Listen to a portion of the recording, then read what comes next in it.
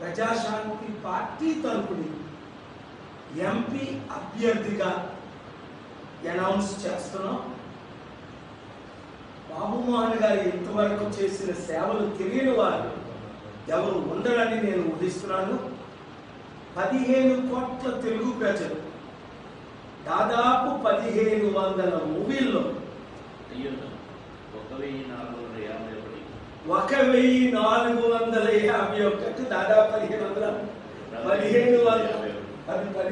కోట్ల తెలుగు ప్రజలు, తెలుగు తమిళ్ కన్నడ హిందీలో అయితే ఇంకెక్కువ మంది, ఓన్లీ తెలుగు వారే 15 కోట్ల మంది వారి మూవీలు వాచ్ చేశారు.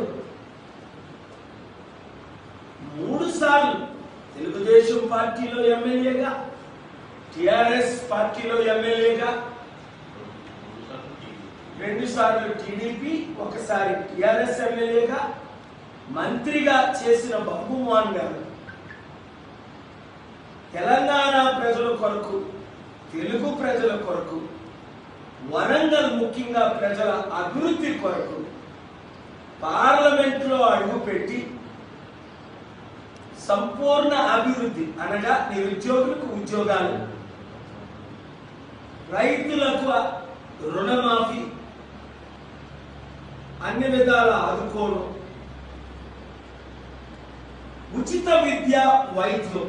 ఇప్పటి వరకు 54 సంవత్సరాలు కాంగ్రెస్ పార్టీ పాలన మనం చూసాం, బీజేపీ పాలన 15 సంవత్సరాలు చూసాం, టిఆర్ఎస్ బిఆర్ఎస్ కేసీఆర్ గారి పాలన 10 సంవత్సరాలు చూసాం,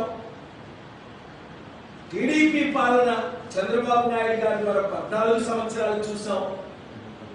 ఒక్కసారి ప్రజాశాంతి పార్టీ పాలన చూస్తే, అధికారం లేకుంటే 5 లక్షల కోట్లు వితంతువులకు, అనాథులకు అభివృద్ధి కొరకు చేయబట్టే ఈరోజు ప్రధానమంత్రి గారు మోదీ గారే కాకుండా ముఖ్యమంత్రులందరూ మన అభివృద్ధి కార్యక్రమాన్ని, ఎకానమీని మద్దతిస్తున్నారు. అందుకని బాబు మోహన్ గారు ప్రజల కొరకు రిమైనింగ్ సంవత్సరాలు ప్రజల కొరకు సేవ చేయడం కొరకు బీజేపీ పార్టీకి, ఈరోజే మోదీ గారు వచ్చారు, బీజేపీ పార్టీకి ఒక రిటర్న్ గిఫ్ట్గా తెలంగాణలో వారు గెలవాలి, మీరు గెలిపించాలి, లక్షల మంది క్రైస్తవులు, దళితులు, బీసీలు, ముస్లింలు, బడుగు బలహీన ప్రజలు.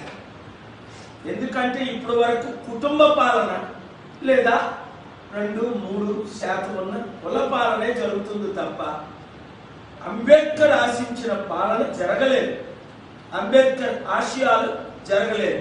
కనుక డాక్టర్ బిఆర్ అంబేద్కర్ ఆశయాలు నెరవేర్చడానికి కేసీఆర్ గారు అన్నారు కదా, దళితులు ముఖ్యమంత్రి చేస్తాం, చేశారా? లేదు.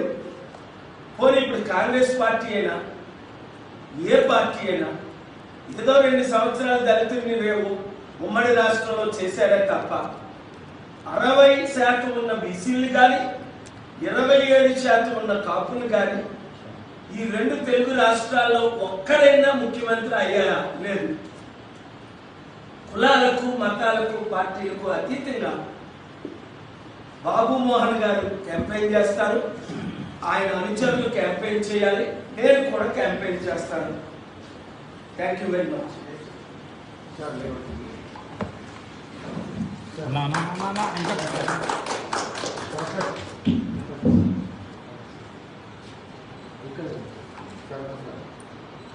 సార్ ఒక్క నిమిషం సార్.